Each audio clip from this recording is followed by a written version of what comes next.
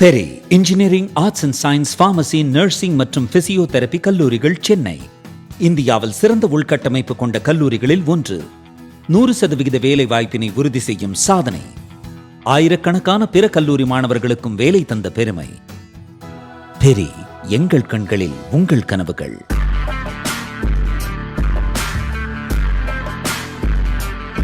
வணக்கம், ஜெயஹிந்த்.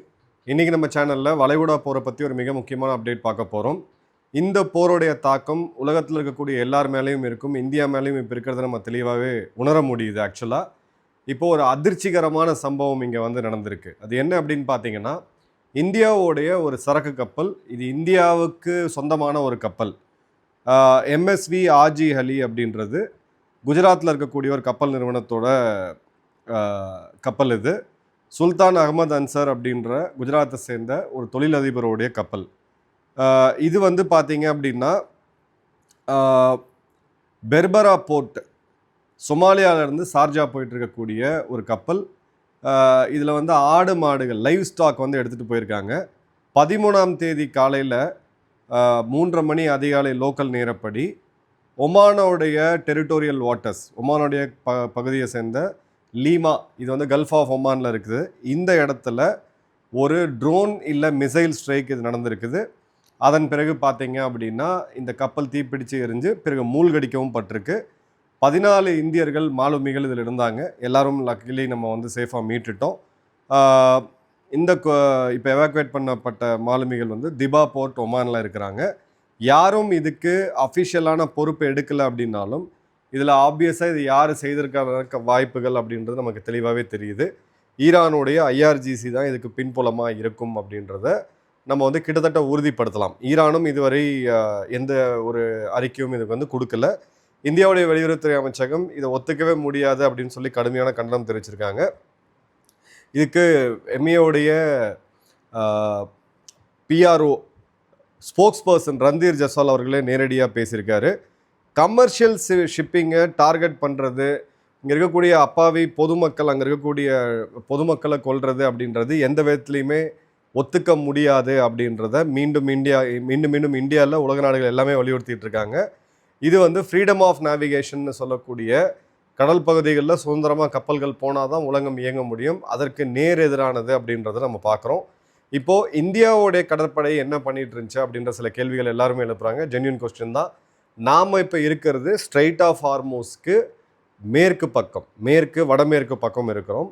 இந்த இன்சிடென்ட் நடந்தது ஒமானுடைய இறையாண்மைக்கு உட்பட்ட பகுதிகளில். ஸோ ஒமானையும் இவங்க தேவையில்லாமல் சீண்டிகிட்டு இருக்காங்க அப்படின்றது தெரியுது. ரெண்டாவது, இது ஸ்ட்ரைட் ஆஃப் ஹார்மோஸை நோக்கி வரல. இது பார்த்தீங்க அப்படின்னா சொமாலியாவிலேருந்து சார்ஜா போயிட்டு இருக்கக்கூடிய ஒரு கப்பல். இதை தாக்குனது மிசைல் இல்லை ட்ரோன் அப்படின்னு சொல்கிறாங்க. பட் கப்பல் முழுவதும் மூழ்கடிக்கப்பட்டிருக்கு அப்படின்றத நம்ம பார்க்குறோம். இப்போது இந்த ஒரு நடவடிக்கையை இந்தியா எப்படி எதிர்கொள்ள போகுது அப்படின்னு பார்க்கும் பொழுது 2 விஷயம் நம்ம பண்ணிகிட்டு இருக்கோம். ஆப்ரேஷன் சங்கல்ப், இது அங்கே இருக்கக்கூடிய இந்தியர்களை வெளியேற்றத்துக்காக சேஃபாக கொண்டு வரதுக்கு. அதே மாதிரி ஆப்ரேஷன் உர்ஜா சுரக்ஷா அப்படின்னு சொல்லி இன்னொரு ஆப்ரேஷன். இப்போ கிட்டத்தட்ட பார்த்தீங்கன்னா 7 போர்க்கப்பல்களில் ஆரம்பித்த இந்தியா கடற்படையோட டிப்ளாய்மெண்ட் இப்போ 23 கப்பல்கள் அங்கே இருக்கிறத நம்ம பார்க்குறோம். இப்போ யார் இதை தாக்குனாங்க அப்படின்றத அந்த $1 மில்லியன் கொஸ்டின். இது வரைக்கும் எந்த குரூப்பும் இதை கிளைம் எடுக்கலை. பட் சமீபமாக நடக்கக்கூடிய தாக்குதல்கள் எல்லாமே பார்க்கும்போது இது ஈரானுடைய ட்ரோன் இல்லை மிசைலாக தான் இருக்கக்கூடிய வாய்ப்புகள் மிக மிக அதிகமாக இருக்குது. இதுவரை Strait of Hormuz, Gulf of Oman மற்றும் பெர்ஷியன் கல்ஃப் பகுதிகளில் 19 கப்பல்களை ஈரான் தாக்கியிருக்காங்க. அதில் இதுவும் ஒன்று அப்படின்றத நம்ம பார்க்குறோம். அதே மாதிரி ஈரான் சமீப காலத்தில் சொல்லும்போது ஹோஸ்டைல் கண்ட்ரீஸ், எங்களுக்கு எதிராக இல்லாத நாடுகள், அவங்களுடைய கப்பல்கள் இங்கே கிராஸ் பண்ணி போகலாம், எங்களோட கோஆர்டினேட் பண்ணுங்க அப்படின்னாங்க. எல்லா நாடுகளுமே கோஆர்டினேட் பண்ணிட்டு தான் இருக்கிறோம். இப்போ ஹோஸ்டைல் அப்படின்னு சொல்லும் பொழுது இதில் அம்பிகுவிட்டி அப்படின்றது இருக்குது, இதில் குழப்பம் இருக்குது. இல்லை யார் இவங்க நட்பு, யார் எதிரின்னு சொல்கிறாங்க. இந்திய கப்பல் இந்தியாவை நோக்கி வந்தால் பிரச்சனை இல்லை, ஆனால் இந்திய கப்பல் கத்தாரை நோக்கி வந்தால் பிரச்சனை அப்படின்ற போது இது ஒரு கிளியர் கட்டான அம்பிகுவிட்டி அவங்க டெலிபரேட்டாக வைக்கிறாங்க அப்படின்றத பார்க்க முடியுது. அதே மாதிரி பார்த்தீங்க அப்படின்னா இது இப்போது ஈரானுடைய தாக்குதல் ஒரு பக்கம், ஹவுத்திகளும் இன்னொரு பக்கம் இருக்கிறாங்க. இதில் ஒரு ஒரு ஸ்ட்ராட்டஜிக் கார்கோவோ இல்லை ஆயில் அண்ட் கேஸோ கிடையாது. இது பியூராக லைஃப் ஸ்டாக், உணவுக்காக பயன்படுத்தக்கூடிய இறைச்சிகளை எடுத்துகிட்டு போகக்கூடிய ஒரு கப்பல். இது சொமாலியாவிலேருந்து ஷார்ஜா போயிட்டுருக்கு. இது வந்து பார்த்தீங்க அப்படின்னா டெலிபரேட்டான ஒரு ஆக்ஷன் அப்படின்றது தெரியுது. இதில் 2 விஷயம் நம்ம வந்து உணர்ந்து பார்க்கலாம். ஒன்று, ஷார்ஜாவை நோக்கி போகக்கூடிய கப்பலை தாக்குனது அப்படின்ற போது சவுதியை குறி வைக்கிறாங்க அப்படின்னு தெரியுது. 2வது, லைவ் ஸ்டாக்கை தாக்குனது அப்படின்றது கல்ஃப் நாடுகளுக்கு போகக்கூடிய உணவையும் இவங்க குறி வைக்கிறாங்க அப்படின்றது தெரியுது. இப்போது இந்த இடத்துல ஒரு ஜாயின்ட் வார் கமிட்டி, லண்டனோட இன்சூரன்ஸ் மார்க்கெட் சம்மந்தப்பட்ட இவங்க எல்லாரும் ஒரு கூட்டமைப்பு வச்சுருக்காங்க. அவங்களுடைய இணையதளத்தில் போய் பார்க்கும்போது ஒமானோடைய மொத்த கடற்பகுதியுமே ஹை ரிஸ்க் லிஸ்ட்டில் சேர்த்துருக்குறாங்க. ஸோ ஹை ரிஸ்க் லிஸ்ட்டில் சேர்த்தாங்க அப்படின்னா அங்கே வந்து கப்பல்கள் தயங்குவாங்க போகிறதுக்கு. அப்படியே போனாலும் அதோடைய இன்சூரன்ஸ் காஸ்ட் அப்படின்றது பல மடங்கு அதிகமாக இருக்கும். எந்த இடத்துல ரிஸ்க் அதிகமாக இருக்கோ அதற்கு உண்டான ப்ரீமியமும் அதிகமாக இருக்கும் அப்படின்றது நம்ம எல்லாருக்குமே தெரியும். இப்போது 20 மில்லியன் பேரல் பெர் டே ஒரு நாளைக்கு இந்த ஸ்ட்ரெயிட் ஆஃப் ஹார்மோஸில் கடந்து வரணும். 20% எல்என்ஜியோட குளோபல் சப்ளை இங்கேருந்து தான் வந்துக்கிட்டு இருக்கு. இது வரைக்கும் பார்த்தீங்கன்னா 2000 போர்க்கப்பல்கள், கிட்டத்தட்ட 20,000க்கும் அதிகமான மாலுமிகள் இப்போ வரைக்கும் அங்கே ஸ்ட்ராண்டர்டாக இருக்காங்க, தவிக்கிறாங்க கடலில். இப்போது டிராஃபிக் பார்த்தீங்க அப்படின்னா கிட்டத்தட்ட 70% மார்ச் மாதம் இறங்கிச்சு. ஏப்ரலில் கிட்டத்தட்ட 0 அப்படின்னு போச்சு. இப்போ சிறிய எண்ணிக்கையிலான கப்பல்கள் அப்படின்றது கிராஸ் ஆகி வருது. 20க்கும் அதிகமான கப்பல்கள் இப்போ அஃபிஷியலாக ரிப்போர்ட் ஆகிருக்கு தாக்கப்பட்டிருக்கு அப்படின்றது. பிரெண்டட் க்ரூடு பார்த்தீங்க அப்படின்னா மார்ச் மாதத்தில் $126 பெர் பேரல் இருந்து பிறகு மீண்டும் சரிஞ்சு இந்த போர் நிறுத்தம் அறிவிக்கப்படும் போது $87 வந்து இப்போ பார்த்தீங்கன்னா 100லேருந்து 110, ஆல்மோஸ்ட் ஸ்பாட் ரேட்டில் $120 பெர் பேரல் வரைக்கும் போயிட்டுருக்கு. இப்போது ஈரானோடைய மிசைல் த்ரெட் அப்படின்றது 1000 நாட்டிக்கல் மைல்ஸ் அளவுக்கு அதோட தாக்கம் இருக்கிறத நம்ம பார்க்குறோம். இப்போ இந்த இடத்துல 2-3 கப்பல்கள் வந்து அவங்களுடைய ஏஎஸ் ஆட்டோமேட்டிக் ஐடென்டிஃபிகேஷன் சிஸ்டம் சொல்லுவாங்க, ஜிபிஎஸ் கருவி மாதிரி இருக்கும், அதை ஆஃப் பண்ணிட்டு போகிறாங்க அப்படின்றத நம்ம பார்க்குறோம். ஆப்ரேஷன் சங்கல்ப் வந்து நம்ம ஜூன் 2019 நம்ம ஆரம்பித்தோம். அப்போ இருந்த சமயத்தில் அது வந்து எப்போ நம்மளுடைய கப்பல்கள் அங்கே வந்து ஸ்டாண்ட் ஆனாலும் அதை மீட் எடுத்து கொண்டு வரதுக்கு குறிப்பாக நம்மளுடைய மக்களை சேஃபாக கொண்டு வரதுக்கான மிஷன் அது. இப்போ ஆப்ரேஷன் உர்ஜா சுரக்ஷா நம்ம மார்ச் 2026. உர்ஜா சுரக்ஷா அப்படின்னா எனர்ஜி ப்ரொடெக்ஷன் அப்படின்றது அர்த்தம். ஸோ இந்த மிஷனை பண்ணோம். இப்போ பார்த்தீங்க அப்படின்னா 23 இந்தியாவுடைய போர்க்கப்பல்கள் இருக்குது. இதில் கைடட் மிசைல் டிஸ்ட்ராயர்ஸுமே இருக்குது. கைடட் மிசைல் டிஸ்ட்ராயர்ஸை இந்தியா கொண்டு போய் முன்னாடி நிறுத்துறாங்க அப்படின்னா எதிரி நாட்டு கப்பலை தாக்கிறதுக்கும் இல்லை ஒரு ஹோஸ்டைலாக வரக்கூடிய இன்கமிங் மிசைல்ஸு ட்ரோன்ஸை தடுக்கிறதுக்கும் அப்படின்றத நம்ம பார்க்குறோம். ஸோ இப்போது நம்மளுடைய டிப்ளாய்மெண்ட் அப்படின்றது இந்த 23 கப்பல்கள் எங்கெங்கே இருக்குதுன்னு பார்த்தீங்கன்னா Gulf of Oman, Persian Gulf, Strait of Hormuz, Red Sea மற்றும் இந்து மகா சமுத்திரம், இந்த எல்லா இடத்துலையுமே இருக்குது. அதனால தான் இப்போவும் நம்மளுடைய கப்பல்கள் ஓரளவுக்கு சேஃபாக வந்துட்டுருக்குன்றதை பார்க்குறோம். இப்போ லேட்டஸ்ட்டாக 13ஆம் தேதி மே வந்தது பார்த்தீங்கன்னா 2 எல்பிஜி டேங்கர் ஷிவாலிக் மற்றும் நந்தாதேவி 92,712 மெட்ரிக் டன் எல்பிஜி எடுத்துக்கிட்டு ஸ்ட்ரெயிட் ஆஃப் ஹார்மூஸை கடந்து இங்கே வந்துச்சு. இந்த சப்ளை தான் இப்போ நமக்கு வரக்கூடிய காலங்களில் 2-3 மாதங்களுக்கு கேஸ் தட்டுப்பாடு வராமல் சமாளிக்கிறதுக்கு ஒரு மிகப்பெரிய உதவியாக இருந்திருக்கு. இந்த 2 கப்பலையுமே எஸ்கார்ட் பண்ணி கூட்டிகிட்டு வந்தது இந்தியாவுடைய கடற்படை. இந்தியா இதில் ஒரு நான் எஸ்கலேட்டரி போஷரை மெயின்டைன் பண்ணுறாங்க. பட் இந்த போஷர் அப்படின்றது எவ்வளோ நாள் நம்ம தாங்க முடியும் அப்படின்றது தெரியல. இப்போ இந்த கப்பல் தாக்கப்பட்டதுக்கு அப்புறம் இது இந்தியாவோடைய கப்பல், ஆனால் அது place A to place B அப்படின்னு பார்த்தீங்கன்னா இந்தியா கிடையாது. ஸோ கண்டனேஷன் நம்ம தெரிவிச்சிருக்கோம். நம்மளுடைய க்ரூவை வந்து நம்ம சேஃபாக கூட்டு வருவோம்.